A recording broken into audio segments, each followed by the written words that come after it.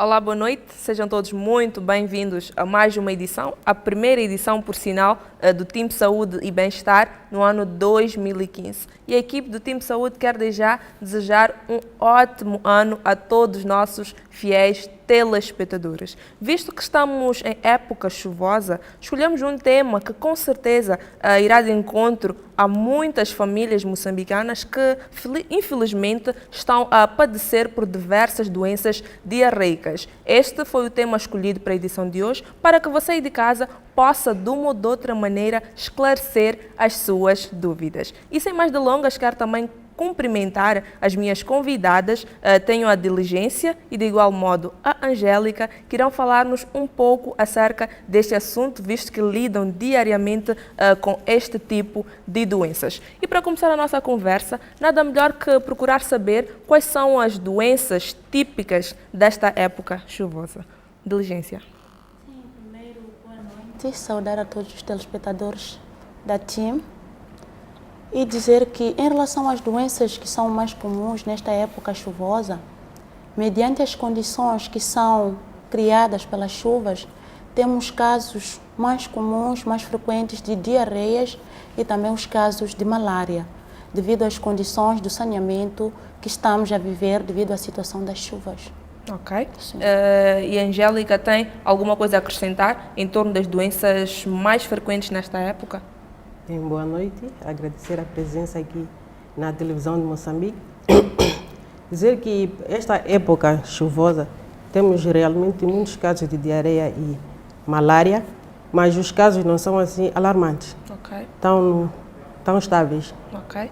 E a Diligência tocou aqui num aspecto muito importante quando se fala do saneamento do meio. Afinal de contas, o que é o saneamento do meio para que o caro telespectador possa saber como pode prevenir-se para não apanhar determinadas doenças?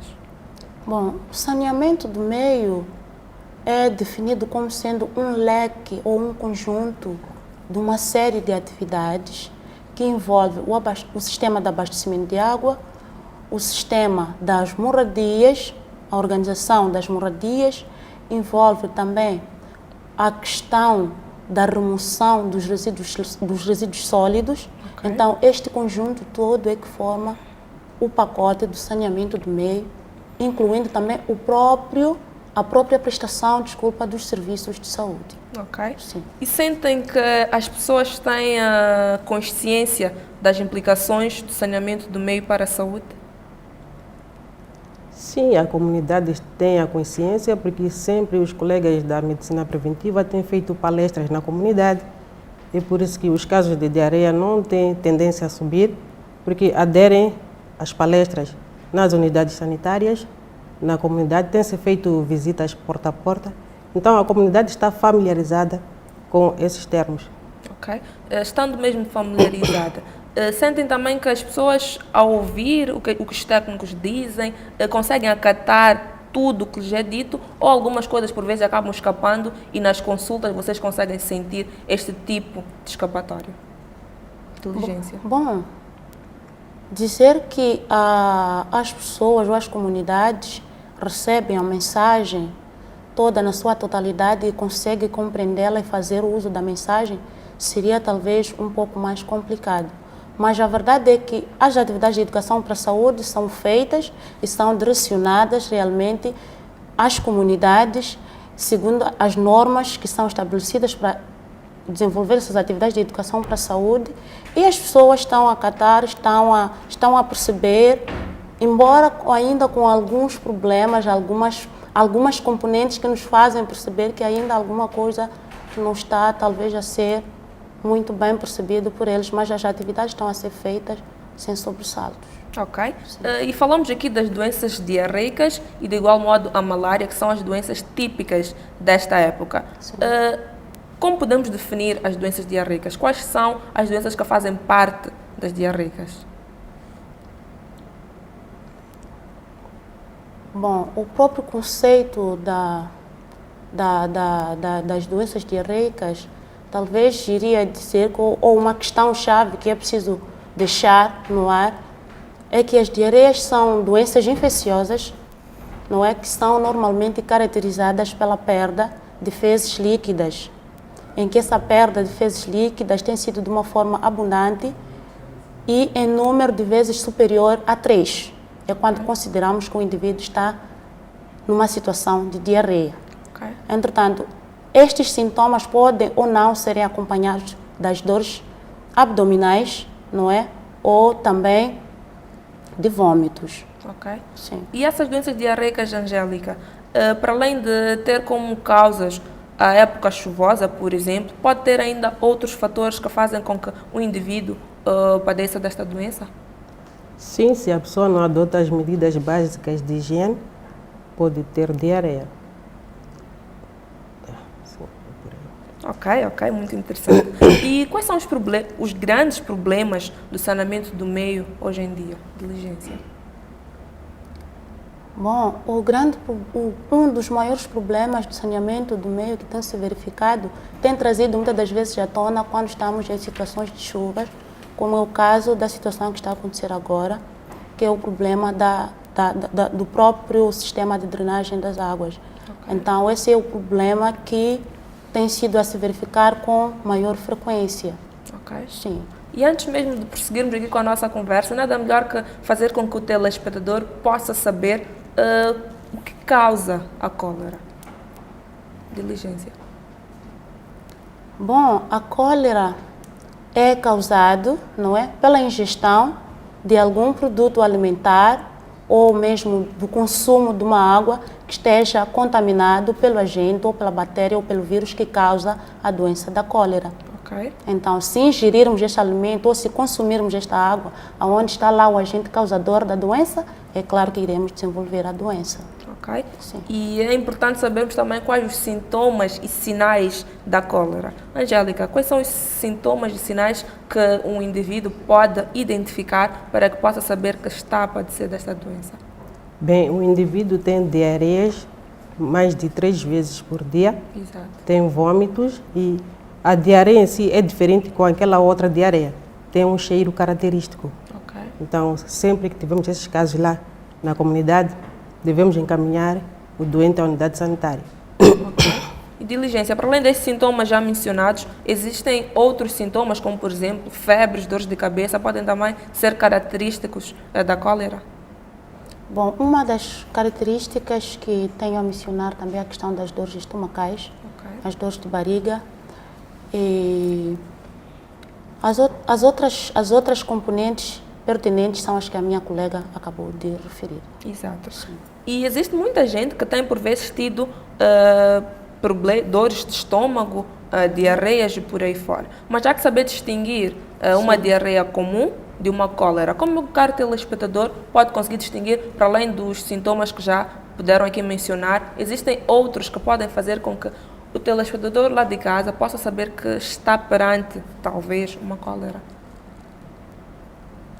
Sim, existem alguns sinais que permitem identificar ou diferenciar de uma diarreia comum de uma diarreia por cólera. Porque quando estamos perante uma situação de uma diarreia com cólera, às vezes elas têm uma cor ou uma consistência diferente, uma cor igual ou que se compara à cor da água do arroz. Entretanto, essa diarreia também ela apresenta um cheiro característico, o que é muito diferente de uma diarreia comum. Então, esses sinais é que ajudam a identificar uma diarreia comum de uma cólera. E estes sinais aparecem logo no início da doença ou ao longo do tempo, vão se desenvolvendo? Bom, a questão dos sinais, desses sinais que eu referi, são sinais que aparecem logo que inicia o quadro. Porque logo que inicia o quadro, o paciente começa a fazer diarreia e começa a fazer vômitos. Então, essas características das fezes são as mesmas, desculpa, não alteram com o tempo. Ok. Sim. De momento que a pessoa dirija-se a uma unidade sanitária. Sim. O indicado realmente é quando a pessoa estiver nessa situação, deve se dirigir de imediato à unidade sanitária, aonde vai lá encontrar uma equipe técnica, não é capacitada para lidar com esses casos. Para além de que, durante o percurso, também recomenda-se que o indivíduo deve consumir muita água, que é para evitar a perda de água. Ok. Para repor a água que estiver a perder com os vômitos e com a diarreia. Ok. Sim. E tem sentido que as pessoas, ao irem ao hospital, têm têm feito o que é recomendável sempre que um indivíduo, neste caso, beba muita água, neste caso. As pessoas estão a acompanhar o doente?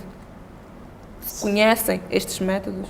Sim, sim, a comunidade está familiarizada com esses métodos, porque também nós temos ensinado a comunidade como tratar a mistura em casa. Então, Que mistura? como eu posso dizer? O líquido que deve beber quando está com as diarreias, tem que preparar 1 litro de água fervida Ok. e 3 colheres de açúcar e 1 de sal, para substituir aqueles líquidos que a pessoa está a perder. É água que a pessoa deve beber ao longo do tempo, Do não... tempo, pode ser água, pode ser essa água, pode ser água de coco, água normal também, para substituir os líquidos. Mas o aconselhável é água com... Sim, é a mistura que a pessoa faz em casa. Ok, ok. Há que salientar isto para que o caro telespectador possa também ter esta informação. E diligência, quais são as atividades que têm sido desenvolvidas como forma de promover o saneamento do meio? Bom, as atividades que têm sido desenvolvidas como forma de promover o saneamento do meio nas comunidades, primeiro é um trabalho conjunto que tem sido realizado no seio das comunidades, que envolve as próprias comunidades, né, nas atividades de limpeza, que são as tais ditas jornadas de limpeza por bairro. Então, cada bairro vai organizando a sua comunidade, escolhe-se um dia em que a comunidade encontra-se, reúne-se e faz uma atividade relativa à limpeza no bairro. Se tem um charco, por exemplo, que está disponível, que está na zona e que esteja a servir como um criador, por exemplo, de mosquitos, então nessas jornadas é quando se aproveita a oportunidade e para limar essas dificuldades. Ok. E estas jornadas têm ajudado as pessoas a, de uma ou de outra maneira, a mudar os seus hábitos de vida? Sim, tem ajudado muito, porque parte-se do princípio de que as pessoas estão a ser consciencializadas e de uma forma prática. Estamos a dizer que temos que fazer isso e mostrando que devemos fazer assim.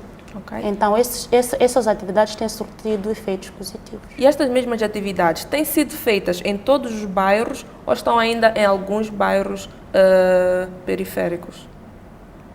Tem sido em todos os bairros, até porque trabalhamos com o Comitê de Saúde, que ajuda nessas atividades lá na nossa comunidade. Okay. Sempre acompanhada de um técnico do distrito. Sim. E quais são os principais atores para garantir um melhor saneamento do meio? Bom, quando falamos dos principais atores para garantir o saneamento do meio, devemos olhar primeiro para quem é o beneficiário do próprio saneamento do meio. Certo. Então, quem é o próprio beneficiário das ações de saneamento do meio é a própria comunidade. Entretanto, o ator principal para desenvolver as atividades de saneamento do meio tem que ser a comunidade. A comunidade é que tem que saber cuidar, zelar pelo espaço onde vive, de modo que não permita que algum mal de saúde possa surgir devido aos problemas de saneamento. Ok. E é muito importante também sabermos se a cólera é ou não uma doença contagiosa. É? Sim, a cólera é uma doença altamente contagiosa. Devemos sempre lavar as mãos antes e depois de usar a casa de banho, porque em linguagem mais, como é que se diz? Mais comum diz-se que a pessoa ingeriu ou comeu cocô. Então, se a pessoa não lava a mão depois de usar a latrina, depois de não lava as mãos antes de comer, essa pessoa pode contrair a doença de cólera e muito mais outros sinais. Ok. Tem algo a acrescentar, diligência? Bom, é exatamente o que a minha colega vinha falando, não é? Que é preciso que se tenha muito cuidado com as condições de higiene individual, não é? Quando falamos das condições de higiene individual, estamos a falar da lavagem, não é? Lavagem das mãos com água, sabão ou recorrendo também ao uso de cinza. Sempre que formos a usar a latrina, temos que lavar as mãos. Antes de consumirmos ou de manipularmos algum produto alimentar, temos que lavar as mãos. Antes, não é? E depois de cuidarmos, tratarmos ou cuidarmos, darmos alguma coisa, alguma refeição, prepararmos alguma refeição para a criança, nesse caso, temos que ter cuidado com as nossas próprias mãos. E temos também a questão do tratamento da própria água que é usada para o consumo, que podemos tratar usando o cloro, não é?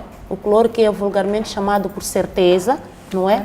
E temos também a outra possibilidade, que é a possibilidade de fervermos a água antes de consumir. E essa água, depois de ser tratada, para que ela permaneça em boas condições para o consumo, deve ser conservada em recipientes limpos e manter-se tapada. Ok, porque se o indivíduo que tem esta doença pega um alimento enquanto não lavou as mãos, automaticamente vai transmitir à pessoa que vai consumir. Exatamente, exatamente, exatamente. Vamos lá supor que a pessoa, por exemplo, foi usar a latrina, não é? Está com diarreias, e que são diarreias, pode ser diarreia comum, pode ser uma diarreia por cólera, não é? Em algum momento durante o processo da sua higiene, não é? Pode ter talvez alguma componente que tenha restado na sua própria mão, na sua unha, e que quando for a manipular ou entrar em contato com o produto alimentar, aquela bactéria ou aquele agente causador irá ficar lá e, quando consumido, causar um mal a uma outra pessoa. Ok. Sim. E logo que descobrimos que um familiar nosso tem diarreia, comum que seja, ou mesmo a cólera, qual é o passo a seguir? Deve-se levar o doente imediatamente à unidade sanitária, mas sempre dando líquidos ao doente, porque ele está a perder os líquidos, vai precisar de muito líquido para substituir aqueles líquidos que vai perdendo. Ok. Mas sempre encaminhar à unidade sanitária. Ok. E como é que a unidade sanitária está organizada para poder atender pessoas que estejam a padecer de cólera? Diligência. Bom, quando está-se em fase ou em épocas chuvosas como estas, em que temos ou que existe a possibilidade de, se calhar, virem a surgir surtos de cólera ou surgirem casos de cólera, então as unidades sanitárias já estão lá organizadas, já estão lá criadas as condições, não é, para que, caso existam essas situações ou ocorram essas situações, possam dar uma resposta atempada e adequada àquele problema. Exatamente. Sim. Muito bem. E quais os cuidados que a família deve ter também com alguém que esteja a vomitar constantemente? Bem, os cuidados que a família deve ter são todos estes que já falamos.